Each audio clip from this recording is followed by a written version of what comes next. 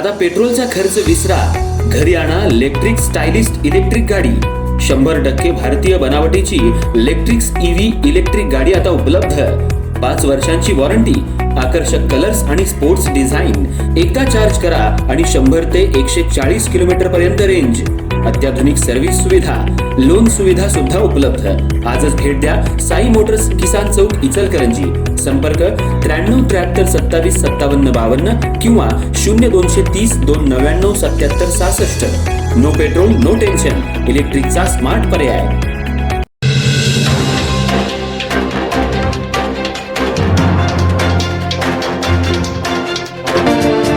इचलकरंजी शहरामध्ये कचरा उठाव करण्यासाठी 22 कोटींचं टेंडर भरवण्यात आलं होतं।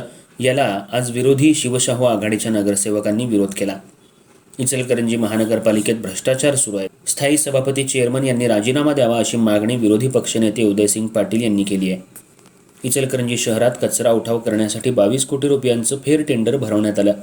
हे टेंडर गतवर्षी 14 कोटी रुपयांना भरवण्यात आलं होतं। मग 7 कोटी रुपये जादा का द्यावेत असा सवाल विरोधी पक्षनेते उदयसिंग पाटील आणि सत्ताधारी नगरसेवकांनी करत याला विरोध केला। आज स्थायी समिती सभापती चेअरमन सतीश मुळीक यांच्या दालनात बैठक पार पडली। 9 विरुद्ध 6 असं मतदान घेण्यात आलं।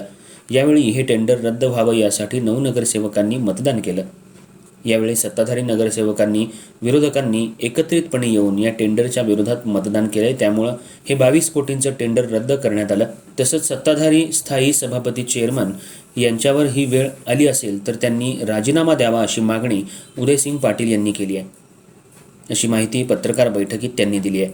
सत्ताधारी नगरसेवकांवर ही वेळ जर येत असेल तर सत्ताधारी नगरसेवक यांच्यात एकमत नाही हे दिसून आले। जनतेचा पैसा असा आम्ही वाया जाऊ देणार नाही असंही विरोधी पक्षनेते पाटील यांनी सांगितलं। या पत्रकार बैठकीला उदयसिंग पाटील, शशांक बावस्कर, परवेज गैबान, प्रकाश मोरबाळे आदी जण उपस्थित होते। समितीची मीटिंग झाली। त्या मीटिंगमध्ये 22 कोटी रुपयाचा जे शहरातील स्वच्छतेचा विषय होता, परंतु सत्ताधारी भाजप पक्षाचे सभापती या ठिकाणी अल्पमतात आलेले आहेत। भाजप पक्षातीलच 5-6 ज्येष्ठ नगरसेवकांनी आम्हाला विनंती केली की यामध्ये प्रचंड मोठ्या प्रमाणात भ्रष्टाचार दिसतोय, तर शिवशाहू विकास आघाडीनं भ्रष्टाचाराच्या विरोधात आम्हाला पाठिंबा द्यायला पाहिजे अशी विनंती केल्यामुळे आम्ही शिवशाहू विकास आघाडीने त्यांना आज या ठिकाणी पाठिंबा दिलेला आहे। भारतीय जनता पक्षाचे 5 आणि आमचे 4 असे 9 विरुद्ध 6 मतांना तो ठराव आमच्या बाजूने या ठिकाणी मंजूर झालेला आहे। नैतिकतेचा विचार करून सत्ताधारी पक्षातील स्थायी सभापती अल्पमतात आल्यामुळे त्यांनी त्या खुर्चीवर बसू नये असं माझं प्रामाणिकपणाने या ठिकाणी मत आहे। तुम्ही राजीनाम्याची मागणी केली? राजीनाम्याची मागणी